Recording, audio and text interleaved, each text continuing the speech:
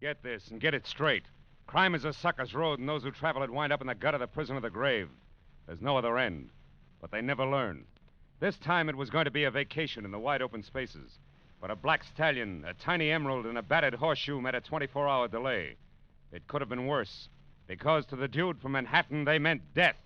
From the pen of Raymond Chandler, outstanding author of mystery, comes his most famous character and crime's most deadly enemy, as we present The Adventures of Philip Marlowe.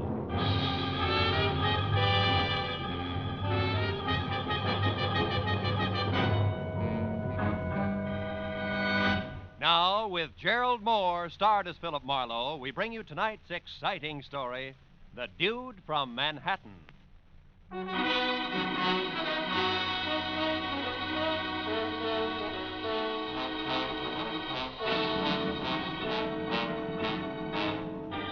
Every so often, life in the city seems to boil down to nothing but noise and concrete, where all a deep breath does for you is to pack more exhaust fumes into your lungs.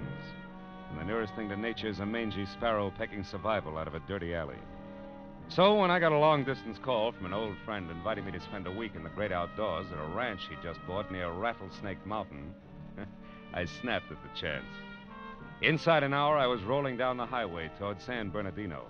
And 120 miles later, at 5 o'clock, I turned in under a big arch of gnarled cedar that spelled out Rainbow Ranch. But the layout beyond was about as primitive as a dry martini. A ranch house the size of Union Station was backed up by blue tile swimming pool, paved tennis court, and a semicircle of bungalows with all the rustic charm of a Hollywood motel. I drove on in slowly as a broad-brimmed hat, red gabardine shirt, hickok belt, and hand-tooled boots bounced out the door and ran toward me. It was my host, the ex-hotel man, Harold R. Lawson. Oh, rascal. How are you, boy? I am sure glad you could make it. File out, and I'll show you around. Hey, what is all this, Harold? From your phone call, I expected a shack with oil lamps, a wood stove, and at least a few head of cattle. Well, you mean I didn't tell you? Why, this is a guest ranch, Phil. Guest ranch. The best in the West. Oh, brother. Oh, and incidentally, don't call me Harold. No, huh? Bad atmosphere for the dudes. The name's Buck now. Buck Lawson. Buck? Oh, no. Oh, I got a real spread here, Phil. Real spread. 14 big cabins, string of 30 horses, stables down there. Yeah. Oh, hello, Buck. Beautiful day, isn't it? Howdy, folks. Sure is. Mr. and Mrs. Doberman. He's a big van and storage man in L.A. Oh. As I was saying, thunder! Who's coming? Red Rider? Not funny, Phil, not funny. Look, it's thunder. Oh, that black devil, he's loose again. That horse will kick the fence down if those fools don't hold him. Hey, that's some animal. He's a beauty. Yes, and a renegade. A skittish, temperamental bronco with anybody but Virgil Sawyer. Yeah? Oh, they got a rope on him now. That'll hold him, huh? Not for long.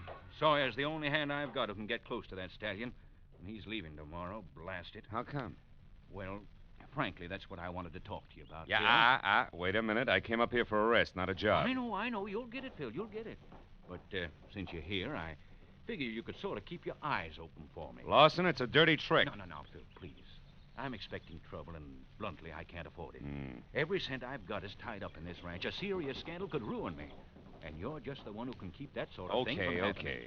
So it's the old hotel business on horseback. How does this Sawyer mean trouble? Well, there's a couple here from the East, the Mortons. He's a top silk wholesaler from New York, and rich. Oh? And that kind means everything to me, Phil.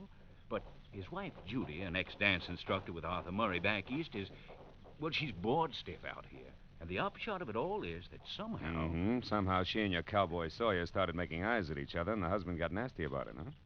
How did you know that? Yeah, well, it's standard, like a B-picture plot. Well, anyway, they came to blows this morning. Maybe Virgil's innocent, maybe not, but I can't take a chance, so I fired him. Ordered him to pack and get off the place by tomorrow. Well, that's that. What are you worried about? Plenty. Sawyer's a proud man, Marlowe. He was furious. He threatened to get even. I'm not sure he means it, but if he does, well, that's what we have to look out for. We, huh? Now, look, Buck, you built me into coming up here, and I got a good notion to turn around... Wait. Hold it, Phil. What's the matter? You see that couple going into cabin number 8? Yeah? That's the couple I'm talking about. The Mortons, Paul and Judy. Cabin 8, huh? Don't tell me. Just let me guess. Yeah. Yeah. You're right, Phil. You've got number 7. Okay? Yeah, sure. Number 7 it is. I'll be seeing you, Buck. I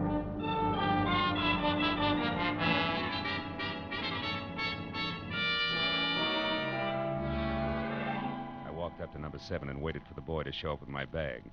Then I started to unpack, but stopped when I heard a riot next door. At that point, sprawling Rainbow Ranch was just a horizontal tenement, nothing more. Well, let me point out a few... Now what are you doing? Shutting the window. Isn't it bad enough to make a fool of yourself in private? You have to make a public scene as well? The voices rattled on for a few minutes, then dwindled off into a long and golden silence that said maybe a peace treaty had been signed. But then a door slammed to number 8, so I peeked out. It was Morton. And from the look on his face, I knew the peace treaty was nothing but an armed truce. I followed him to the big lodge and into the bar, and when he sat down, I took the stool next to him. Well, what'll it be, gentlemen? Scotch and water, no ice. The same, with ice. Well, Mr. Morton, I guess that brands us as dudes, huh? Bourbon's the only drink out west. I wouldn't know, I'm sure. Oh, it's a fact, sure. Hey, that's a handsome ring you got there. And the initials are the same as mine. Those stones are emeralds, aren't they? That's right. Yeah. There's supposed to be 4 of them. One's missing, I see. Is that an emerald, too? It was. Happens to be my birthstone. Oh. Here you are, gentlemen. Oh, fine. Allow me, Mr. Morton. There you are. Oh, thank you, sir. How'd you lose it? Stone, I mean. I don't know. It happened several months ago, and in any case, it's no concern of yours. Now, if you don't mind, I'd just as soon be left alone. Oh, well, that's too bad. Here I was hoping I'd find out all about the silk business. What do you mean by that? Oh, just conversation. You are in that business, aren't you? Of course, but... Hey, who are you, anyway? Name's Marlowe. And just why are you prying into my personal affairs, Mr. Marlowe? Because I got a little free advice for you. Cool off before you start the kind of fire you can't put out, huh? So that's it. That cowboy Sawyer. Mm-hmm. Marlowe, now you're getting too personal. I suggest that you mind your own business. Oh, I'm sorry. Didn't mean to lose my temper that way. Good night. Yeah, it's bound to be. Charming, isn't he? Well, Mrs. Morton, where'd you come from? I was standing over there watching. My husband has all the social grace of a tarantula. Well, maybe you should have looked closer before you made the leap. Oh, that's the wonderful thing about him. Yeah? You're not apt to like Paul much when you first meet him. But once you get to know him, you hate him. Yeah, I'm not sure that's funny. It's not supposed to be. I've been living with him for 6 months now. So jealous it's unbelievable. He wouldn't leave me in New York, oh no. Insisted on dragging me out to this dust bowl with running water. Why a ranch, I'll never understand. He doesn't know one end of a horse from another. Well, with his aptitude, he'll learn. You know, it might be he figured you two might get back together if you had a chance to relax in the open, Mrs. Morton. Mm-hmm. So he said. However, we weren't here 10 minutes before he accused me of getting romantic with that leather-faced cowboy. Does that make sense? I don't know. Both gentlemen are justified. You're lovely to look at. Somebody ought to remind my husband. His idea of welding a marriage is to spend all his time playing gin with that Doberman. Who? Doberman, the van and storage character from Los Angeles. Oh. Which, of course, leaves me saddled with his wife, Carrie. Now, there's a cute personality for you if you happen to like neurotic parrots. So, what with the desert, the dame, and gin rummy, Virgil began to look pretty good. Is that it? Excuse me, folks. Care to order another drink before dinner? Yes, I would. And I'd like it over there, alone. Make it Manhattan, bartender. Strictly Manhattan. And make it double. Mr. Marlowe, good night. No, I'm not so sure.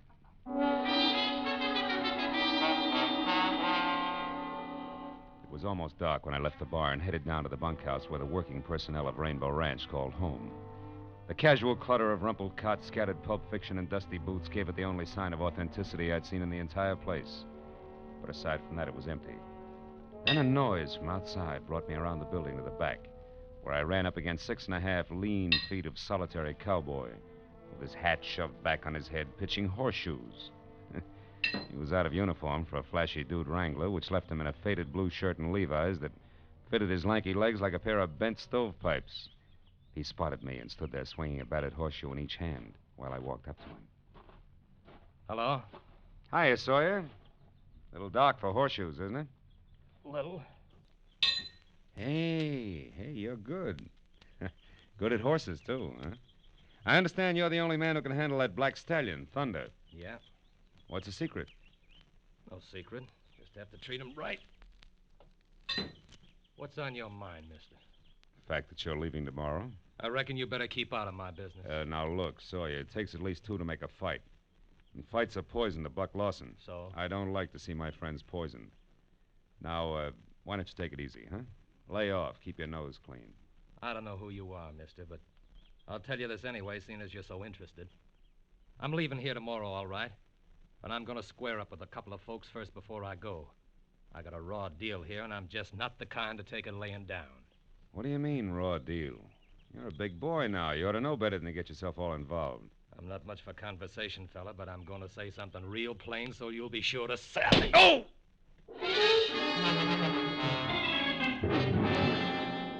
By the time I got myself untangled and back on my feet, the strong, silent fugitive from the old Chisholm Trail was gone. However, my original theory that it takes two to make a fight was still valid. So I decided to find Paul Morton and spend the rest of the evening close to him. His cabin was dark, but I remembered the running gin game he had with the big van and storage man. So I went down the line to the Doberman cabin and knocked. It was Carrie, the perennial dude, who galloped up to open the door. Howdy, stranger. Come on in and set a spell. Our latch is always stringing out. Well, I sure do thank you, ma'am. My name's Marlowe. Orville, this is Mr. Marlowe. Howdy, Marlowe. Howdy. Hope you'll excuse the looks of the place. Our box of extra clothes just arrived from town. Carrie's been unpacking it. Sit down there, Mr. Marlowe. They're mostly old things. Just throw them on the floor. Oh, thanks. But really, I can't stay. I'm looking for Paul Morton. I thought I might find him here. Morton, say, there's a nice chap. Met him day before yesterday for the first time. And won $90 off him in gin already. Haven't seen him tonight, though. Orville was out looking for him himself just a few minutes ago. Weren't you, dear? Why, yes, as a matter of fact, I was. You didn't locate him, huh? No, I didn't. You know, he seemed to be all upset this afternoon. Couldn't keep his mind on the game. I thought I'd have a little chat with him to calm him down some. Orville's a whiz at that, Mr. Marlowe. Oh, it's not me, Carrie. It's this country. I don't see how a man can keep trouble in his mind on a place like this ranch, Marlowe. It can happen, believe me. Poppycock, why, son, there's something about this open land round here that cleans out a man's head and his heart, too. You sound like a travelogue. I mean it. A few more days of this and Morton will forget there ever was such a thing as a cash register. Yes, sir. Give this untamed countryside a chance, and it'll cure anything. Yes, well... Marlowe, come here, quick. What was that? Wasn't the call of the wild, Mrs. Doberman. Lawson, what's the matter? Bill, come on, down to the stable, hurry. Something terrible's happened.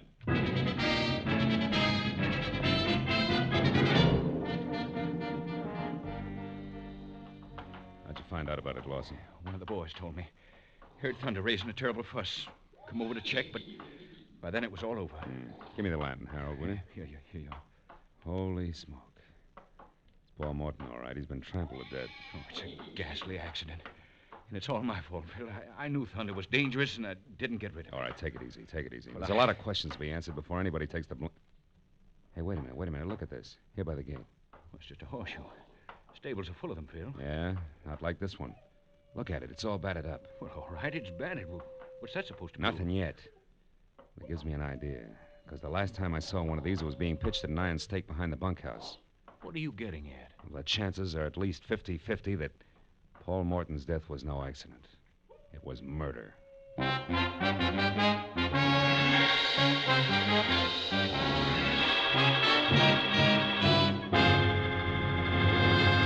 In just a moment, the second act of Philip Marlowe. But first, perfect musical settings for a Sunday before the 4th will be yours tomorrow afternoon. The Symphonette, a half hour of fine orchestral music, and the Choral Airs, a half hour of brilliant vocal music, are regular Sunday afternoon features on most of these same CBS network stations. And now, with our star, Gerald Moore, we return to the second act of Philip Marlowe and tonight's story, The Dude from Manhattan.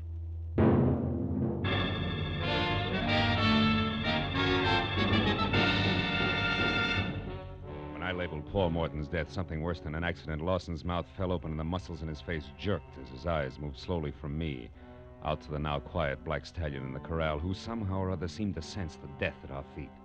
Then, as the trembling man's lips silently formed the word murder, he gestured for me to help him carry Morton's body out of the stable.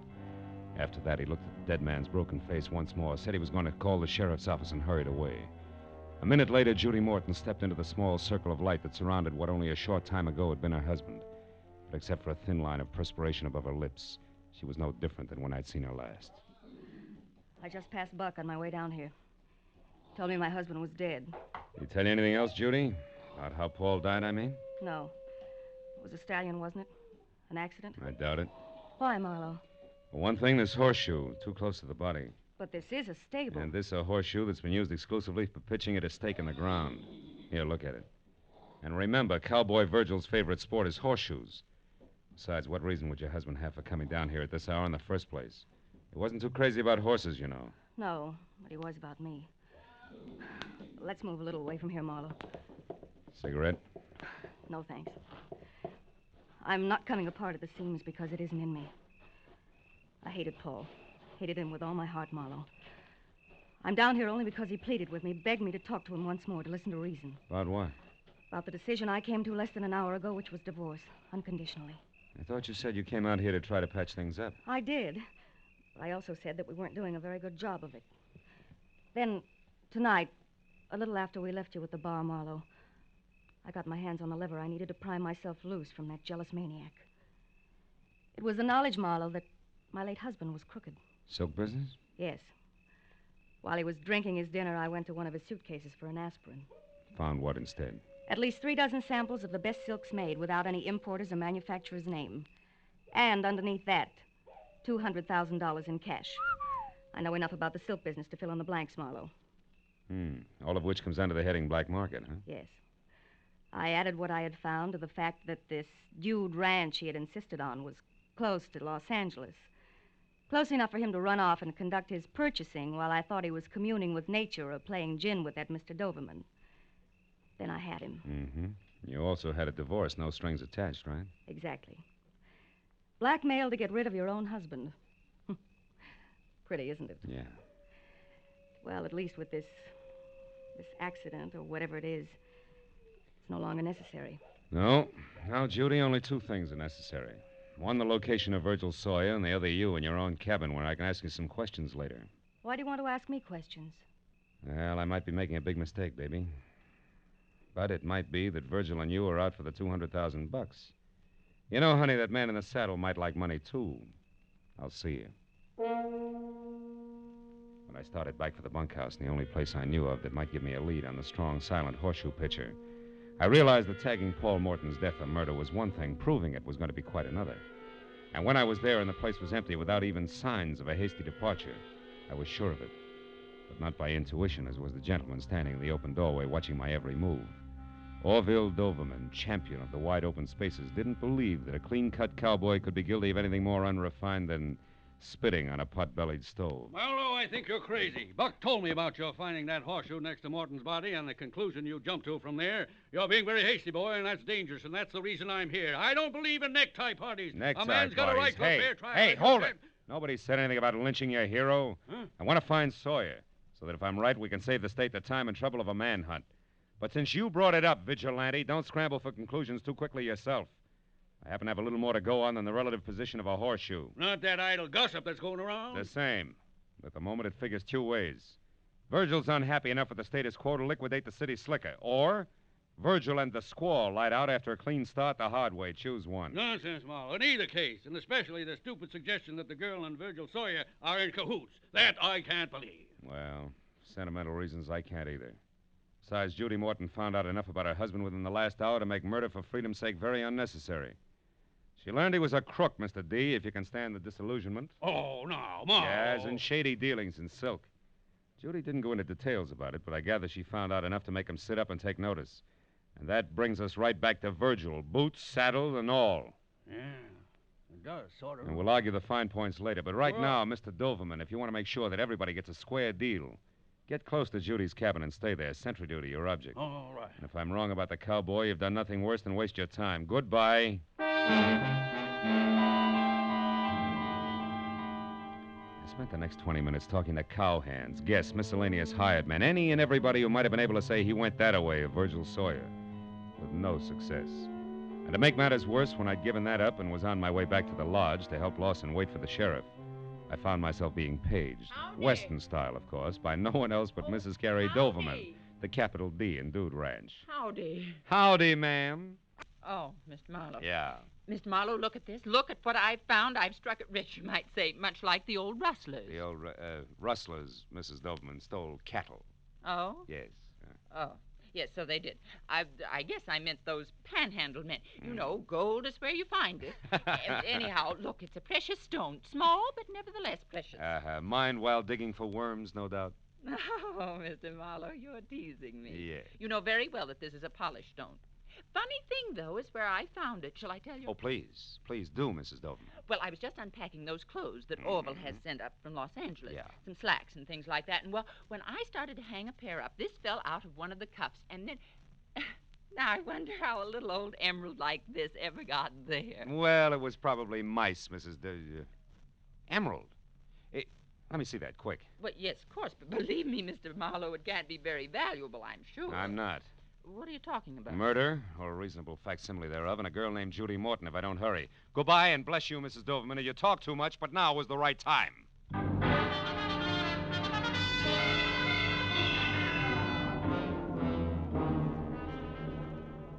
As I ran for Judy's cabin, I didn't know any more about the whys and wherefores of Paul Morton's death than I had before I made small talk with Mrs. Doverman. But I did know that unless Lady named Luck and I were on the same team, the Rainbow Ranch was due for a second corpse. And when I was close enough to the rough oak door, numbered 8, and Orville Doverman, whom I'd asked to stand guard, was nowhere in sight, the full impact of that responsibility sank into where the wingtips on the butterflies in my stomachs were scratching at my hip pocket, until I moved in still closer, and there in the light of a single lamp that was halo enough for me, I saw the girl from Manhattan, nervously lighting one cigarette from the end of another. But more important, very much alive. I didn't bother knocking. Marlowe, what are you doing here? What am I doing here? Honey, I'm uncrossing fingers and toes alike. You know, they've been that way since I realized that I opened my mouth too wide, too soon, which put you right smack on what used to be known as the spot. Oh, so that's the way it happened. Yeah, that's the way it... Now, look, Judy, baby, you can't know what I mean yet.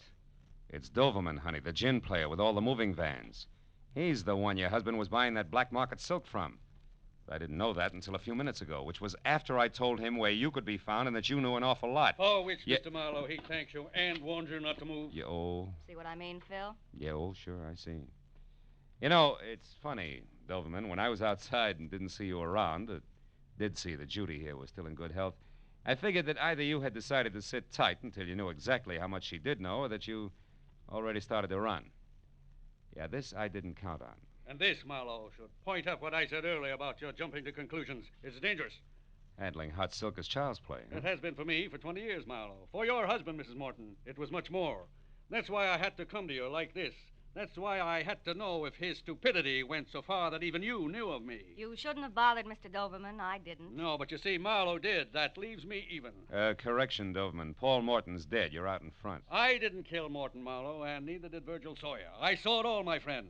So I can tell you that the man who killed Paul Morton was Paul Morton himself. Suicide? Are you out of your mind? No, not suicide, Mrs. Morton. Merely a plan for murder that backfired.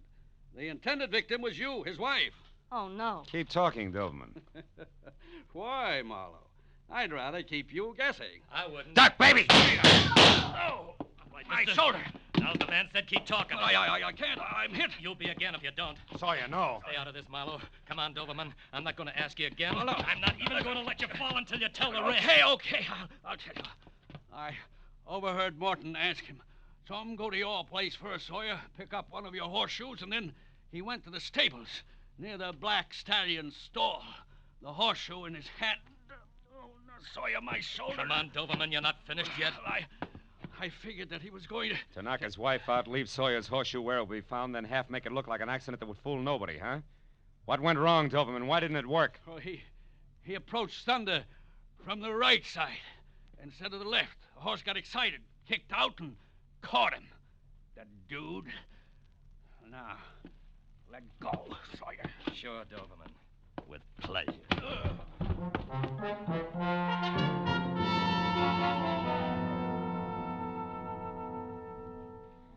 It was a slow but steady 2 hours of first aid and questions and answers mixed with a San Bernardino deputy sheriff who couldn't quite get over it before Orville Doverman was on his way to a hospital that featured barred windows.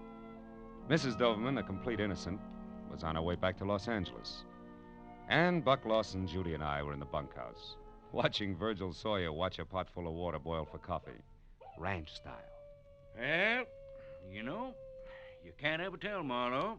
This whole thing might have just the right effect. How? Put the ranch on the map, I mean.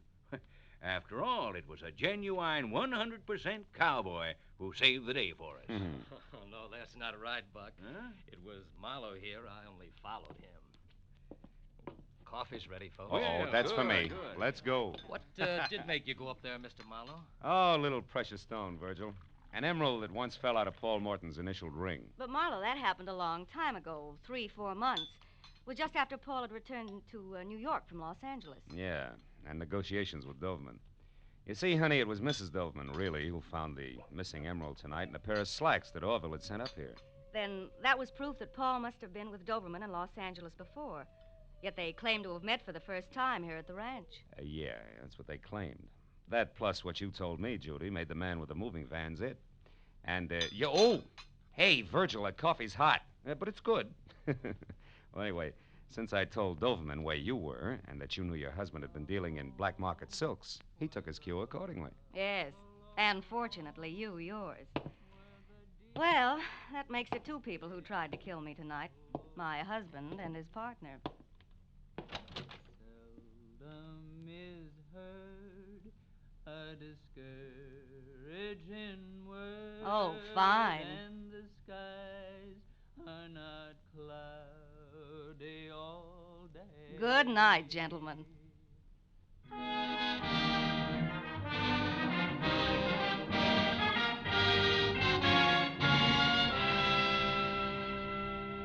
Virgil Sawyer made good coffee and lots of it. So another hour went by before we finally broke up, and I was outside smoking a cigarette and strolling toward my cabin in the start of a vacation that already had been postponed too long. But halfway there, I stopped at the sound of raised voices ahead of me.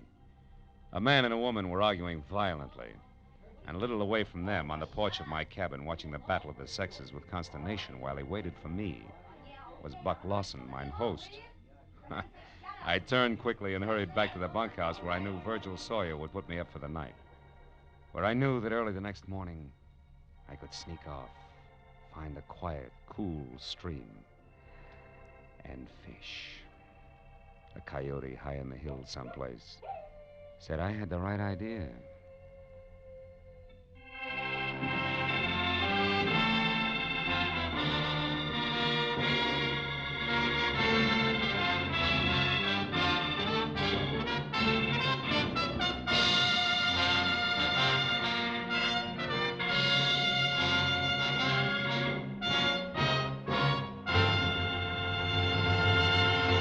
The Adventures of Philip Marlowe, bringing you Raymond Chandler's most famous character and crime's most deadly enemy, star Gerald Moore, and are produced and directed by Norman MacDonald.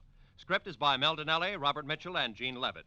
Featured in the cast were Charlotte Lawrence, Bill Johnstone, Bill Lally, Herb Butterfield, D.J. Thompson, Lou Krugman, and Jack Carrington. The special music is written by Richard O'Runt. Be sure and be with us again next week when Philip Marlowe says... I went from a mansion in Bel Air to a cheap flat in Southgate, looking for a girl with a secret, who a man in a pork pie hat, a wise-cracking secretary, and a fat corpse didn't want me to find, but who I found anyway, because of the quiet number.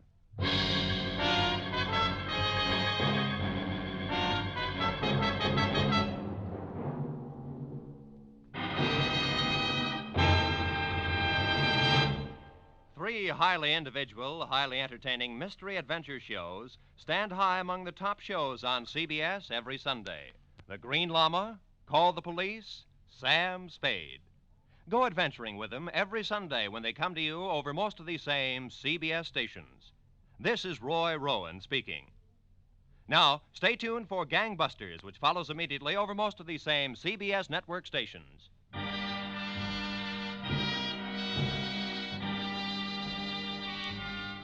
This is CBS, the Columbia Broadcasting System.